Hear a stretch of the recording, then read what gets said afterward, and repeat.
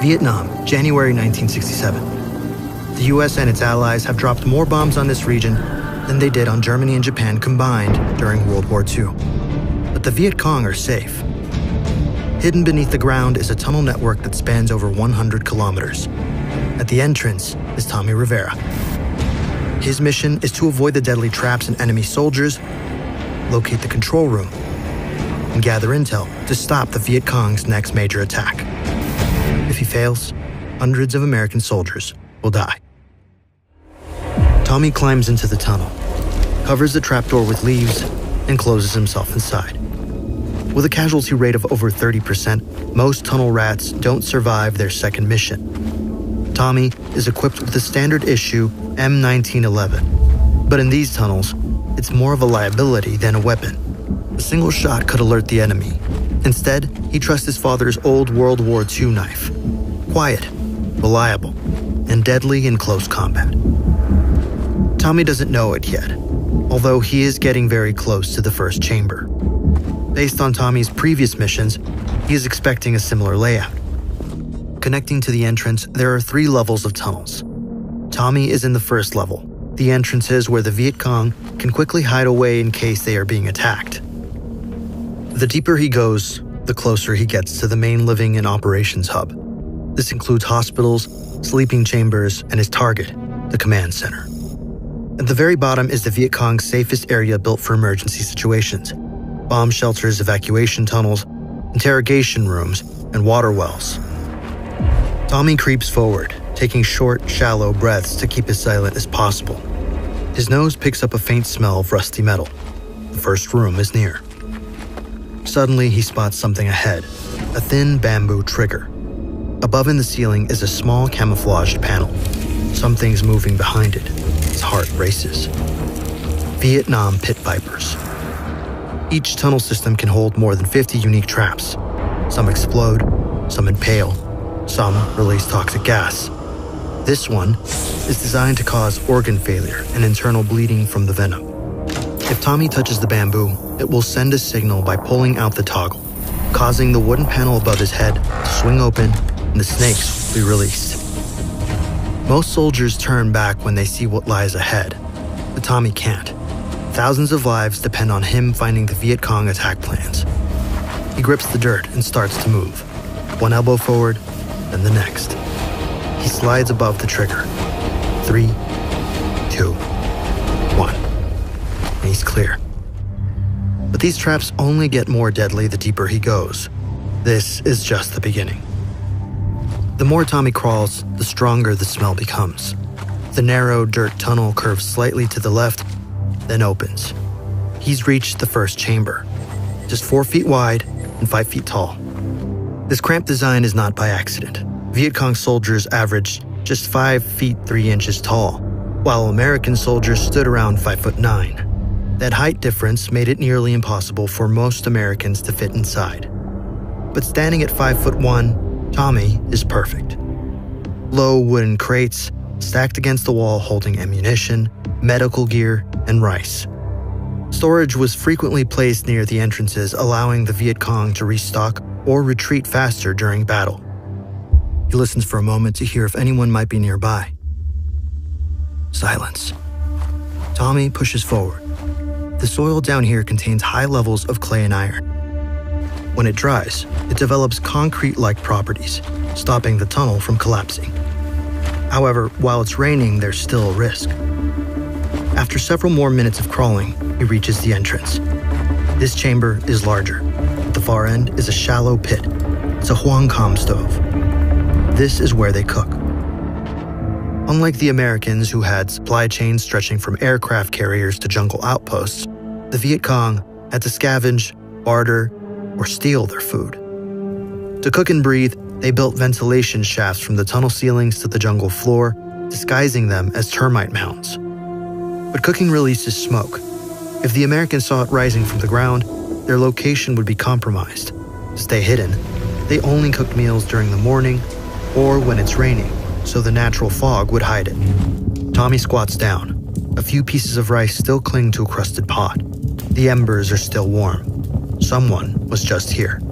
His pulse quickens. Back home, On the news, Tommy constantly heard about America's success, high body counts, and tactical victories. But when he arrived in Vietnam, the reality felt completely different. Everything seemed stuck with no real progress. That's because he had only been told one side of the story. The kind of bias you won't fall for if you read ground news. They pull data from over 50,000 sources worldwide, letting you see how different outlets frame the same story, so you can compare perspectives, form your own opinion. In Taiwan, news broke that the country is updating its air raid protocols, drawing lessons from Ukraine and Israel to protect civilians in the event of a Chinese invasion. Over 20 outlets have covered the story, with coverage split evenly across the political spectrum. But side by side, the contrast is clear. The left-leaning headline focuses simply on what Taiwan can learn from Israel, while the right-leaning one digs into how the new protocols will be implemented with its citizens. If you want to take back control and see what everyone else can't, Ground News is giving you the tools. Right now, they have a huge 40% off the Unlimited Access Vantage plan. But the sale is ending soon, so go to ground.news/atrium or scan the QR code before it goes. The enemy is nearby. There is no time to waste. Tommy hopes that this next room will be the command center, so he can get back to base and sit by the warm fire. He keeps crawling. Then, the ground begins to slope downward. He pauses. He knows exactly what that means. He's entering level 2. The deepest levels are where the real secrets are hidden. Surgery bays, weapons workshops, supply caches, and his target, the command center. The air becomes thicker but sterile, in a way that's unnatural for a tunnel. Then he hears it. Movement, soft and muffled. Tommy freezes. The sound echoes faintly down a tunnel to his right, shuffling. A whisper of voices too quiet to make out. They don't know he's here.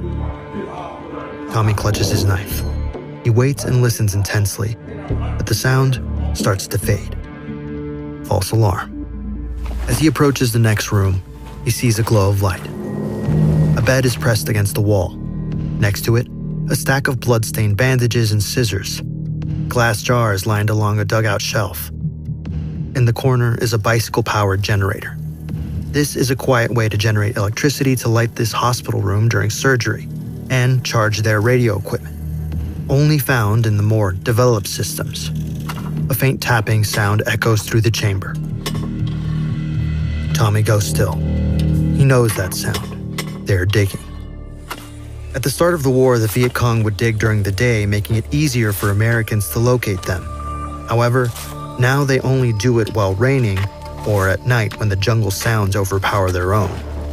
Others will be nearby, hauling dirt in baskets up to the surface. Every handful is carried far from the tunnels, scattered across fields, buried in bomb craters, or dumped into rivers. The surface will be crawling with Viet Cong. Tommy hopes the rain stops soon. Otherwise, his escape just got a lot harder. Still, not all news is bad.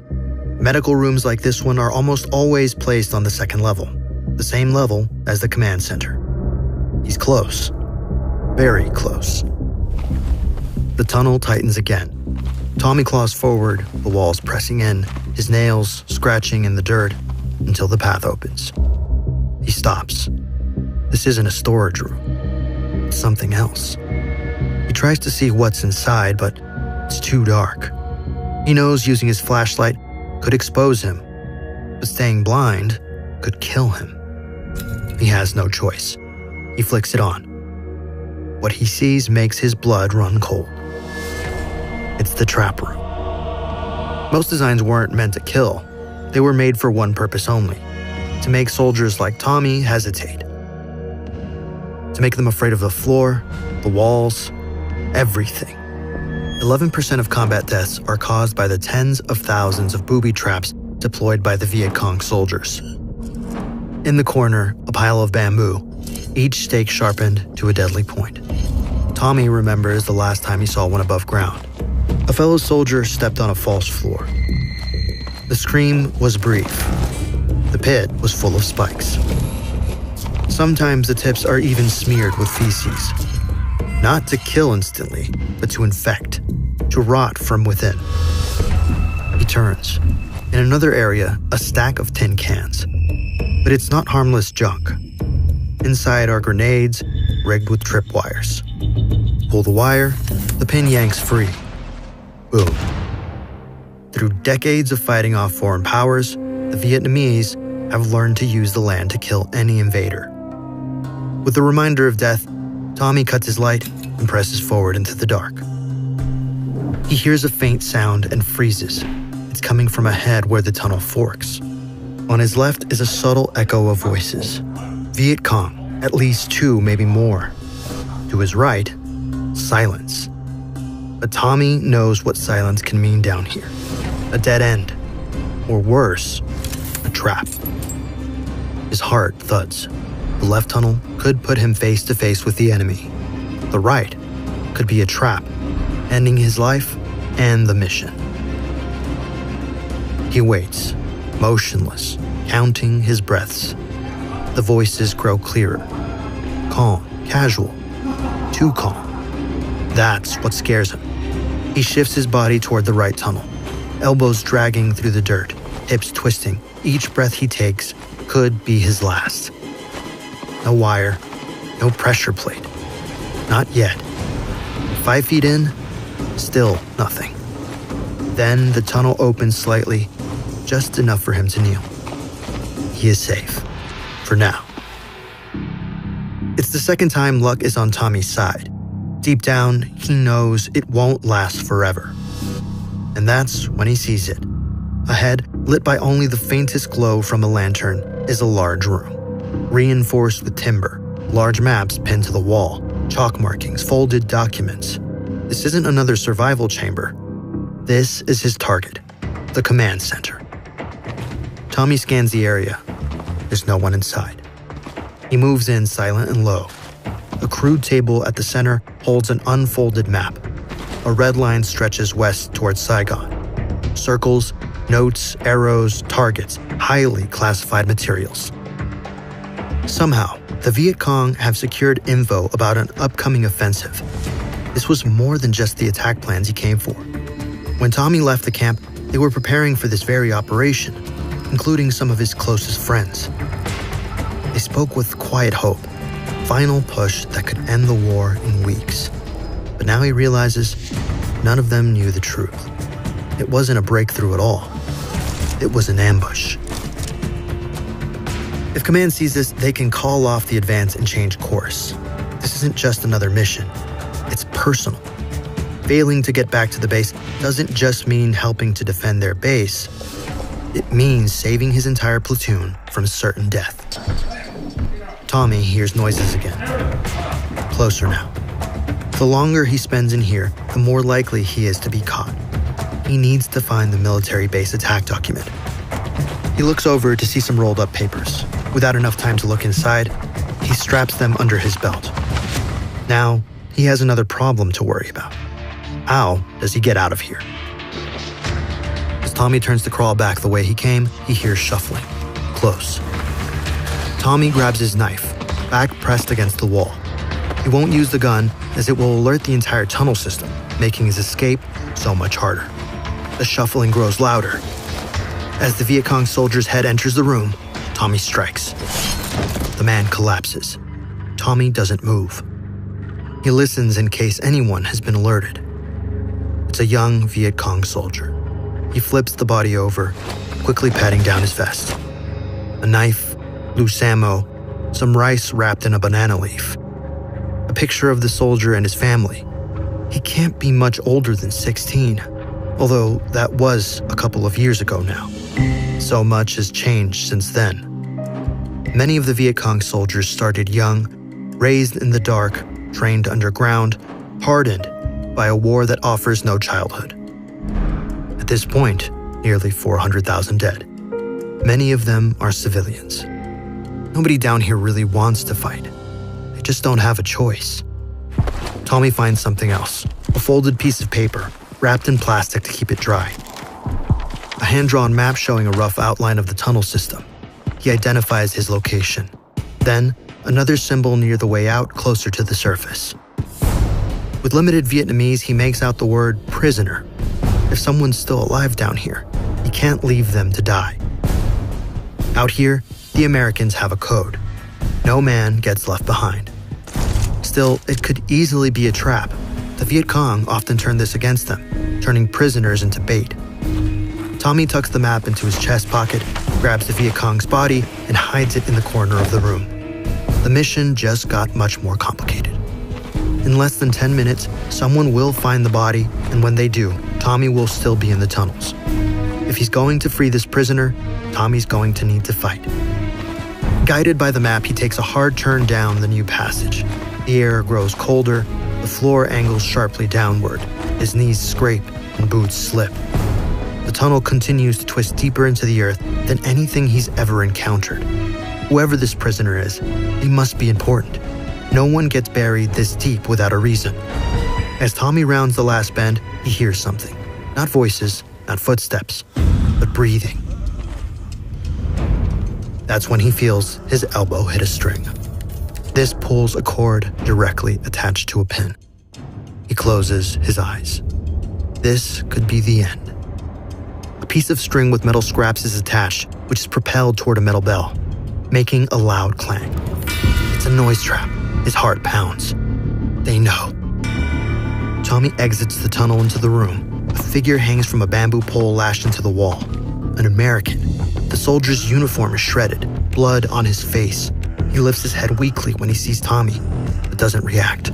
He's too dehydrated and malnourished, but alive. Tommy moves in and quickly pulls the gag loose. "Don't speak," he whispers. "You're gonna be okay, but we need to leave now." He draws his knife and slices the rope and lowers him down. The soldier winces, but doesn't cry out. He's light. Tommy stops. Tommy checks the map again. There's an exit nearby, up above. Viet Cong soldiers will know they will be looking for the fastest way out and will be planning to intercept them. They know too much to be allowed to escape alive. Tommy tells the soldier to stay close. He puts the map away, tightens his grip on his knife, and starts to climb toward the surface. The rescued soldier stumbles behind him, barely able to keep pace. Tommy keeps an ear on the tunnel behind them. No sound, yet. But it's coming. Every corner they turn, every shaft they crawl through, Tommy expects movement, a voice, a shot. Turns around and helps pull the soldier up a steep incline. Light leaks faintly from above. An exit? Behind them is a voice, shouting. They've been spotted. Tommy doesn't wait. He pulls the soldier harder and pushes forward up the slope toward a narrow beam of light. Then, gunfire. Bullets ricochet against the walls. Dirt sprays behind his head. Another shot. He reaches the top. A bamboo hatch. He reaches out to open it. It's locked. He slams his shoulder into it once, twice. It cracks. Sunlight floods in. But they're not safe yet. He grabs the soldier under the arm.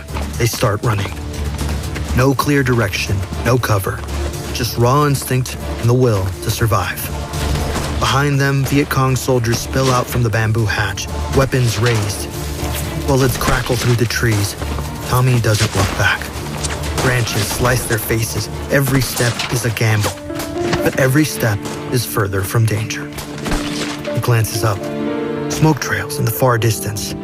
A campfire. A signal. Hope. It might just be okay. The Vietnam War stands as one of the most brutal and arguably most pointless conflicts in modern history, lasting over 19 years. The suffering it unleashed was huge, killing an estimated 5 million human lives from America, Vietnam, Laos, and Cambodia. Within war stories, we find heroes, like Tommy Rivera. But a deeper question must be asked. What exactly is the hero fighting for? Throughout history, information has convinced us that heroes fight for their country and their people. But too often, they're fighting for something else entirely, a political machine, where corporations profit by selling weapons to governments under the disguise of patriotism. By 1968, 54% of Americans believed the Vietnam War was a mistake, yet dragged on for another 7 years. It's not just history, it's a pattern. The next time you see a war taking place, take a moment to think, is this war everything it's claimed to be?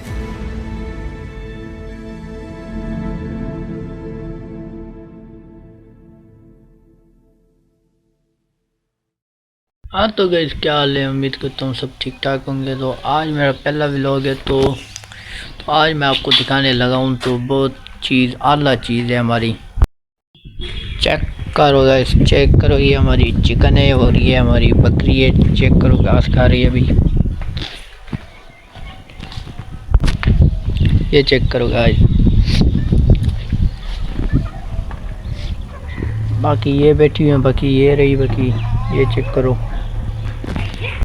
उम्मीद करता हूँ ये आपका vlog, मेरा पहला vlog आपको कैसा लगा कमेंट्स में लाइक और सब्सक्राइब ठोक लो।